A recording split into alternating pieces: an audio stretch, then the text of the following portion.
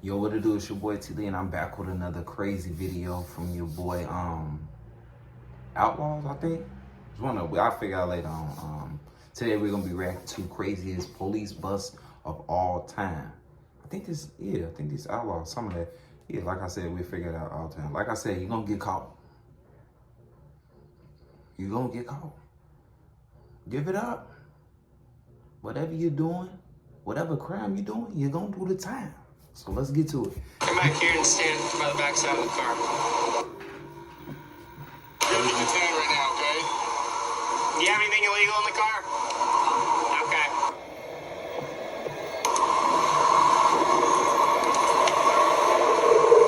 What the fuck? The majority of stops that cops make are simple and routine, but sometimes a simple stop can lead to some of the most shocking discoveries ever made. For real, you never know what a person got. 4 kilos. From busting $500,000 worth of illegal substances to discovering a missing body in a car, here are 4 of the craziest unexpected police busts of all time, starting with a stop that ended up saving multiple lives. It's a fucking bomb backpack. On January 24th, 2022, a Walmart employee notified cops that a woman had stolen $300 worth of Legos from their store. Initially, there was nothing out of the ordinary about this, just a regular shoplifting call. And that's how the cops approached it when they spotted her vehicle and pulled it over. But just minutes later, the cops would discover something that would turn things from simple to one of the most strange and terrifying stops we've ever covered. Hi, I'm Officer Johnson. Hey, did you get your license and insurance on you? So the reason we stopped you is today because this Walmart called in there. Did you suspect it? Never want to ringing judge a up book by some its cover. items? You never know what a person might be having on them. Okay. Again, things started out quite simple. Obviously, she denies the allegations of stealing, so the cops check her ID and decide how they want to approach the situation. But when the second cop comes back to ask her some questions, that's when things get crazy. So, what were you doing at Walmart? Yeah. Buying stuff. Okay. Because we're gonna call you stole Legos earlier. As he's talking with the girl who identified as 20-year-old Mariah, he noticed the stolen Legos in the back seat next to something that was much more concerning. Will you roll down your back window for me? Thank you. What is all that?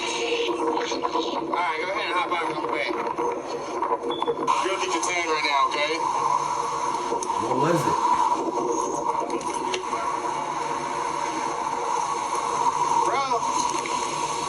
Yeah, go ahead and secure her. There's a fucking bomb in the back of that car.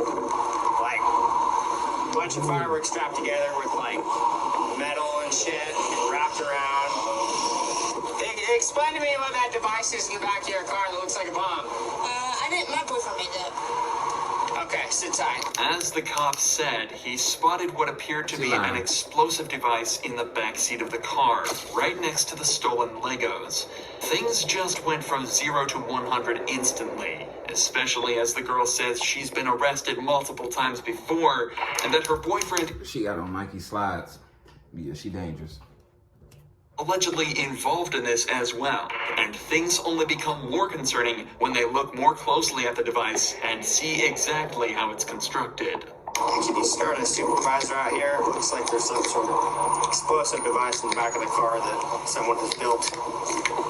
It's got like 4 big-ass fireworks, big old screws and shit all within that, and then it's got like a bunch of stuff wrapped around it. It's definitely made to cause some damage when it goes off. Yeah. Even though the cops are fairly certain it's not set to explode remotely, they still have to take every precaution to protect the public, and so shut off the roads around the vehicle as quickly as possible. Then it's on to the next most important task, finding out exactly who made it and what they were planning to do with it. All she said is that her boyfriend made it. So we probably want to figure out who boyfriend is, and Girl, she ain't got no if boyfriend. there's any Lying. more at his house. Lying like a mud. So what's the deal in the back of your car? You said your boyfriend built it? I honestly have no. I don't know, this is a fireworks. This is Uh-huh. fireworks. Okay. What's your boyfriend's name? Zane. Zane? Yeah. Zane When what, did bro? he make that? Or Like, a couple days ago. okay, do you know why he made it or anything? He made it because he wanted to. She was then asked to call her boyfriend, who arrived on foot soon later. If you think things are strange already, just wait until you see how he behaves. What's up, man? What's your name? Okay, Zane, come over here and hang out for a second. Do you have any ID on you? My girlfriend had it on her. Okay.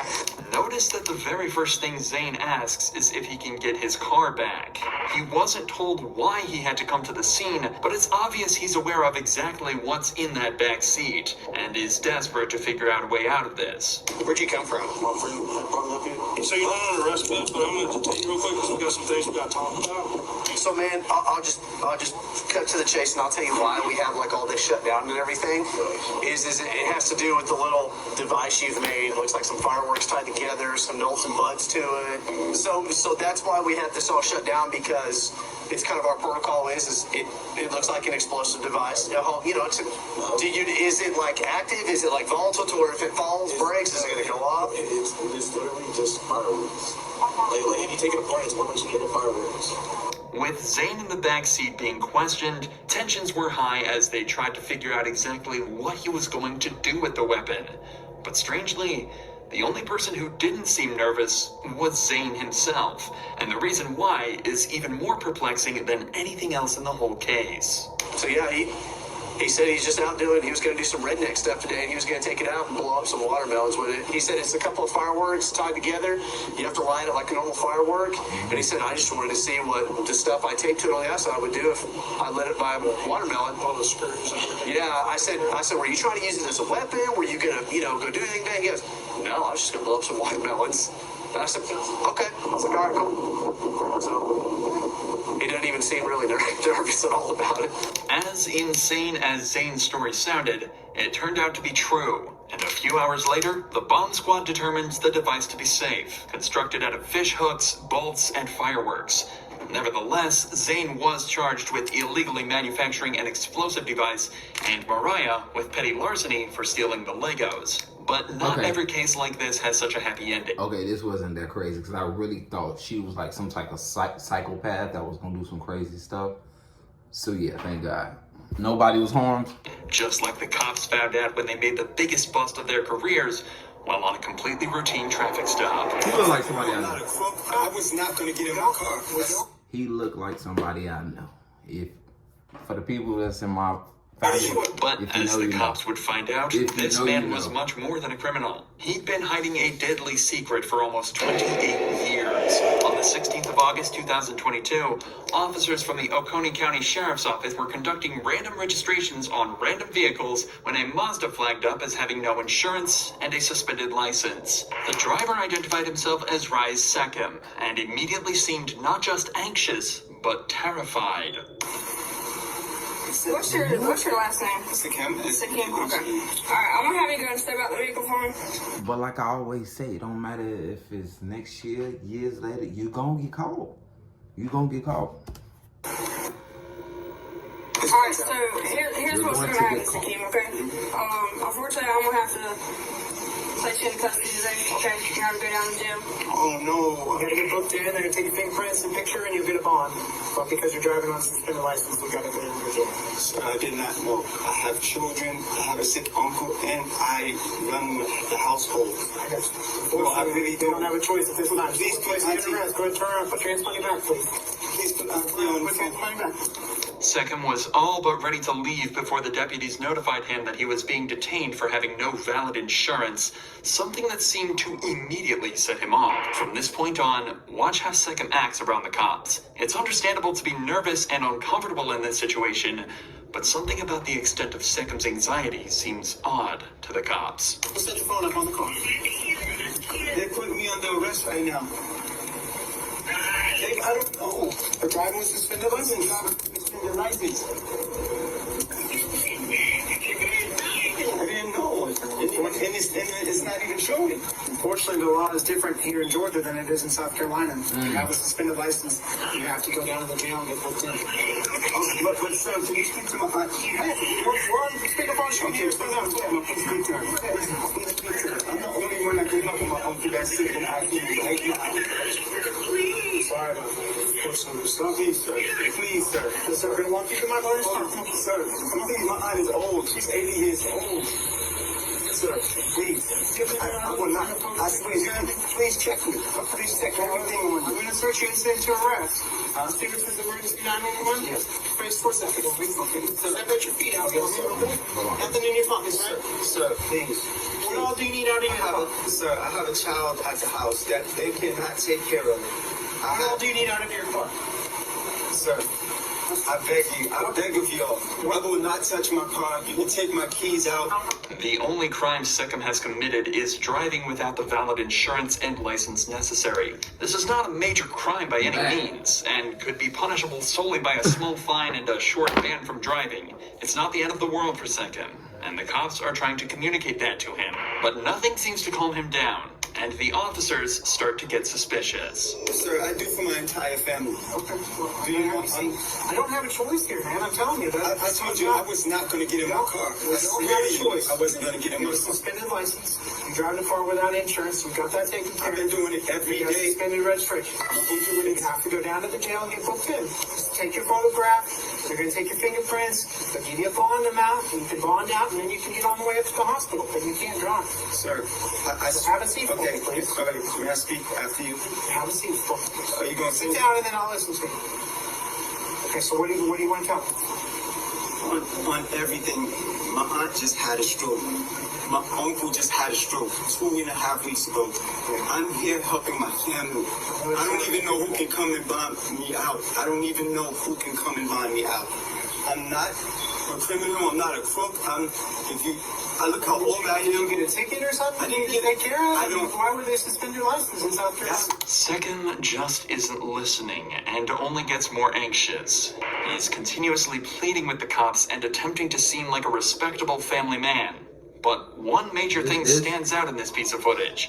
In his attempts to seem trustworthy, he's been pretty consistently maintaining eye contact with the officers. But take a look at what he's saying during the first moment he breaks eye contact for a significant amount of time. I'm not a criminal. I'm not a crook. I look how old I am. That break in eye contact implies heavily that what he's saying isn't the truth, and he subconsciously wants to look away in this moment because the bond of trust is broken. Obviously, in the grand scheme of things, this could never be used to convict someone, or even be used as probable cause to search. But it is a pretty brazen sign of what the cops will soon discover. Yeah, I just found out that maybe when we had a car that I had to get repossessed, that I didn't take my name off of it. Okay. Now, I wouldn't imagine that they'd suspend you for a repossession. But that's what I'm saying. But no information's coming up. I won't drive. I'll have my cousin. Can you slide your license for us? You're not going to speak to me? No, unfortunately, I told you. I've already explained my position. Oh, this hurts. I don't have a choice. Look, you can get in and get out, alright? I can get in and get out. Yeah, like they'll book you in. If you have somebody that can bond you out, you have a preset bond, so you can bond down to jail. You don't have to wait to see a judge. How much is that? I'm not quite sure. They'll give it to you when we get there, okay? We'll work with you, alright? We'll try to get you out as quick as possible.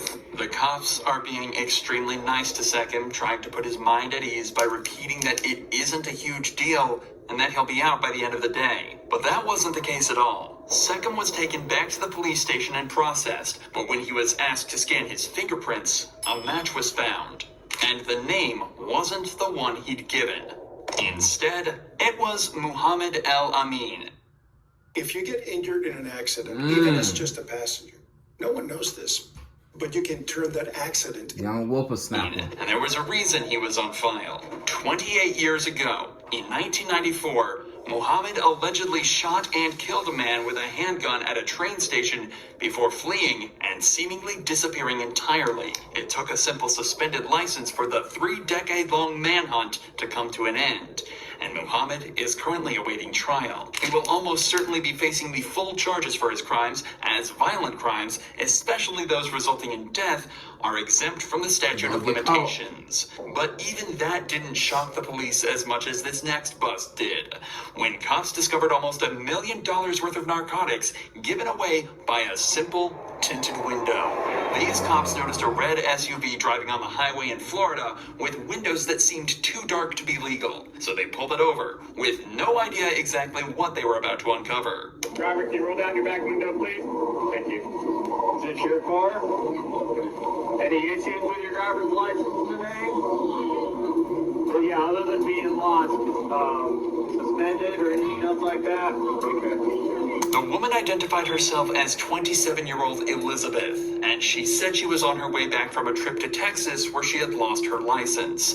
Everything seemed mostly fine, though. Her insurance was in check, and she had the rest of her documents with her, so things should have ended at the window tint check. Yes, the reason why I'm stopping is your side window tint, which I'll check here in just a minute. Is that something that you had done or something you want the vehicle with?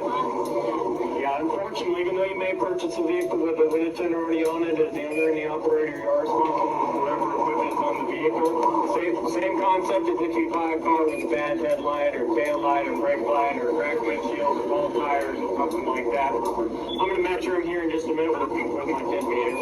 Can you raise up your back window about halfway? I don't know if you can see that or not, probably not, but your back window is coming in at 2% light transmitting. In Florida, the lowest you can have a window tint on the rear windows is 15%, and Elizabeth's are coming at 2%, meaning that barely any light can pass through from the outside. So she was asked to step out of her vehicle so the cop could take her information and write her a ticket. This is when a second officer arrived on the scene with a canine for a quick free air sniff around the car. This, too, is fairly routine and more of a formality than anything in this case.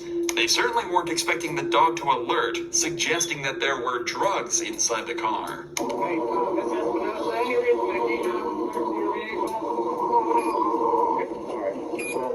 Train Police Canine is alerted to your vehicle, so we're going to need to check it just to make sure there's nothing in there that shouldn't be, okay? You're not under arrest, but you are going to be detained. Detained means that you're not free to go right now, okay? Just have a seat for me, please. It's just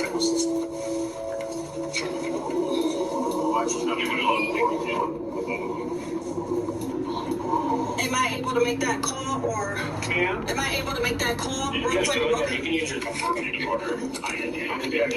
Remarkably, Elizabeth has remained calm throughout this entire ordeal, taking the tint charge on the chin and accepting her mistake. It's only when she picks up the phone when her demeanor starts to change. Take a listen to what she says next. Hey, can you let Maria know to go for my kids? I just got pulled over. Me acaban de agarrar. Me acaban de agarrar. Estoy en Bush now, and I need to pick up my kids. Estoy detenida. Yeah. No, tienen en perra. No, me dieron que because of the tint. These are the tints were too dark, and there's another one here in the K9 volvió algo, so I don't know. Elizabeth also said on the phone in Spanish that the cops were about to find everything and that she wasn't getting out of this one. And she was right. But what exactly was she hiding? It turns out she was transporting 26 pounds or almost 12 kilograms of cocaine in her car, worth anything from $800,000 to $1.5 million. Elizabeth's demeanor is almost creepy. On the phone, she bluntly states how they're going to find everything, but to the cops, she's calm, collected, and compliant, even when she finds out it's all over. Okay, this is what's going on. There are some items in the vehicle that we need to take a little bit closer look at. Okay. And we need to inspect the vehicle a little bit further. Okay. But we need to put the vehicle up on a lift in order to do that. So there's a wrecker headed over this way. Okay. And there's his business is just right up here at the next exit, just north of us. Okay.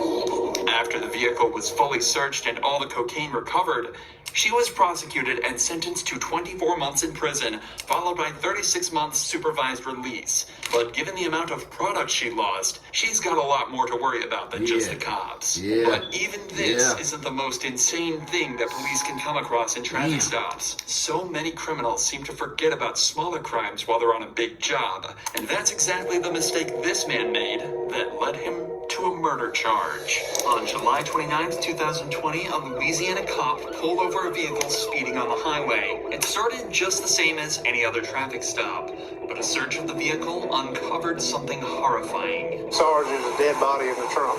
Not only was Mitchell going almost 20 miles an hour over the speed limit, but he didn't even have a driver's license. Do you have a driver's license? No, sir. Do you have a driver's license? No, sir. This charge alone could net him fines of up to $500 and 6 months in jail, not to mention the fines from the speeding ticket. But unbeknownst to the cop, Mitchell will be going back with more than just a speeding ticket. Is there any weed in the car, man? Listen, don't stop. Step here.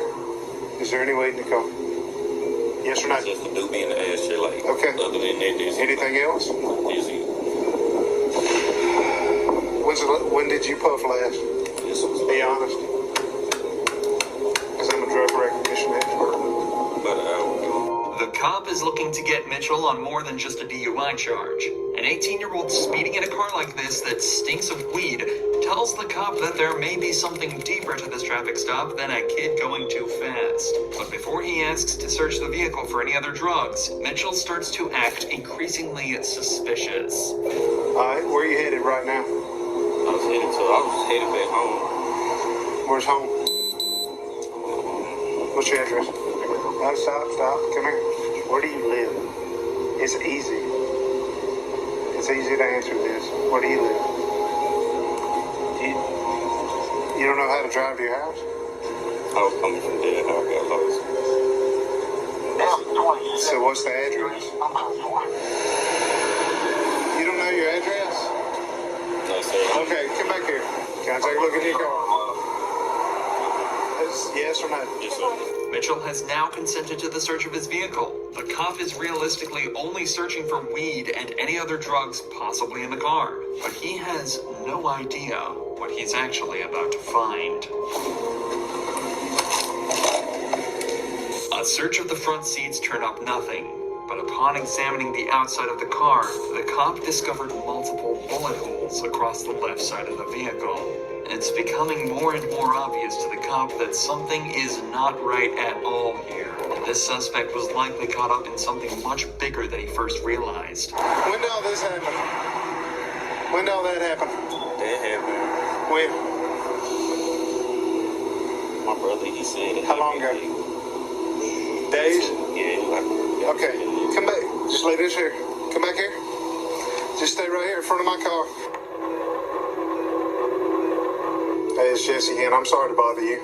I got this car speeding 73 and a 55. It's a black and orange Camaro. And it's got like 3 bullet holes in the left side of it. He said he thinks his brother said his car was in something 2 nights ago. The officer's check of the vehicle returns nothing other than proof Mitchell is lying. His address comes back as somewhere completely different to where he's saying, and the car is registered to someone with a completely different surname. Now, he says he lives in Winsboro, but he's got a Richwood address, and the car comes back out of Monroe, and he's got this, he's got a GPS thing put in, but he don't even know the address, so he's lying about a bunch of junk. Where do you live? Be honest to me. Monroe? Richwood. You don't live in Winsboro. Why would you try to bluff me on that? Why would you lie to me on that? Because I already knew that before this guy said something. What's up? Talk to me. You better stop lying to me right now. You're going to be in jail. I'm just going to my sister's right there. To your sisters? That's the last freaking lie you better tell me. This whole situation is already immensely confusing. But then all of a sudden, something even weirder happens. A completely random man pulls up at the scene claiming that his family are looking for him. His family in Monroe is looking for him. They sent me out here to Okay, all right. Well, I got somebody pulling up behind their scooter. What do you mean they were looking for him? They looking for him. The car missing. Hey. Okay, give it a phone. Hey, man, he's not giving that name, though. He's giving another name. And when they give yet another different name for Mitchell and the owner of the vehicle, the cop rightfully is at a loss. This has gone from a traffic stop to a full-on mystery, and the cop is determined to get to the bottom of it. There's a kid that's been reported missing, and that they took the car from Monroe, and he lied to me about his last name, his address, and where he's from. Random guy pulls up behind me and said, hey, this guy's looking for that kid. I need to know if this car's been reported missing, stolen. And I know he's BSing to me about where he's going. He says he's going to his sister's house down here. If you could, hey, talk to him, see if you can figure out if the sister thing is legit. He said this guy gave him the car. He's got the GPS on his phone on the back lid. He said that's where he's going, and I knew he was lying then. Slowly, things are starting to become more clear. If Mitchell is telling the truth, it seems as though his brother is letting him drive a car that he stole from the original owner. But that still doesn't explain the bullet holes, why Mitchell lied about his address, or why the random man appeared looking for him, knowing he was driving that vehicle. But now, on top of all of that, the cop has also just been told over the radio that there's a missing person report hidden amongst this mess. What I'm being told is that the boy who gave him permission to use the car is missing. So he's lying his ass off. Go looking for the person who owns the car, find out that the son of the owner of the car is missing, and now we got bullet holes all in the car. So something's bad. The only thing he lied about was his address in Winsboro. If he's knows something about this boy that's missing the bullet holes, I'd like to at least, I guess I'll do as much good contact as I can. A few more calls are made, and it turns out the missing person is Michael Robinson, the alleged brother of the boy at the scene, and the man who gave him permission to be driving the car today. However, it's still unclear who owned the car in the first place, but the cop decides to forget about that for a moment and examine the vehicle a second time now that backup has arrived.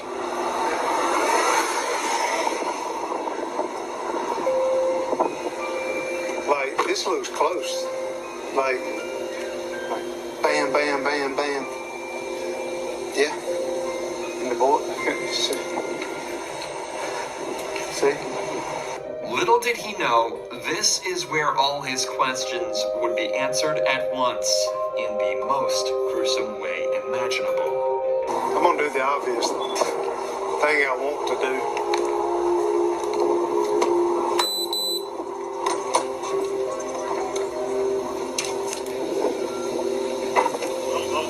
Hey. Yep. Put your hands up. Put your hands behind your back. Put your hands behind your back. You have a right to an attorney. Have one present during any questioning. At any time you choose not to make any statements or answer any questions. You understand? If you cannot afford an attorney, one will be appointed to represent you by the court. Do you understand? Inside the trunk was the body of Michael Robinson, and all of a sudden, everything makes sense. 26 is 125-03057, 125-0357. F39 Troop F desk. That's wild.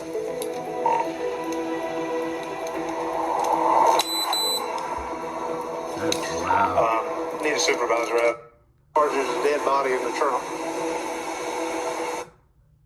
We're done. It turns out Michael Robinson wasn't related to Mitchell at all. Instead, he was merely an unintentional casualty of an armed robbery Mitchell was part of earlier. Who is that? Who is that? Who is who? That's Mike. That's Mike. How did Mike get there? Tell me. It wasn't me, man. It was. Okay. I just hit him, bro. I did. You just hit him? That's it. In the mayhem of the robbery, Mitchell shot Robinson multiple times with a handgun before loading him into his trunk and driving him away to Winsboro to dump the body. But of course, before he could make it, he was pulled over by the officer for speeding. Michael Mitchell is being charged for the armed robbery and the second-degree murder of Michael Robinson. Mitchell is currently awaiting his trial, but is expected to be sentenced to life behind. Yeah, stay up out them streets, man. It ain't no fun. Find you something that you love to do and stay out the way, man. That's all I gotta say, man. Let me know in the comments what you think, man. Like, subscribe, turn on that post notification bell. Appreciate y'all for watching. We on the road to 100K subscribers, and I'm out.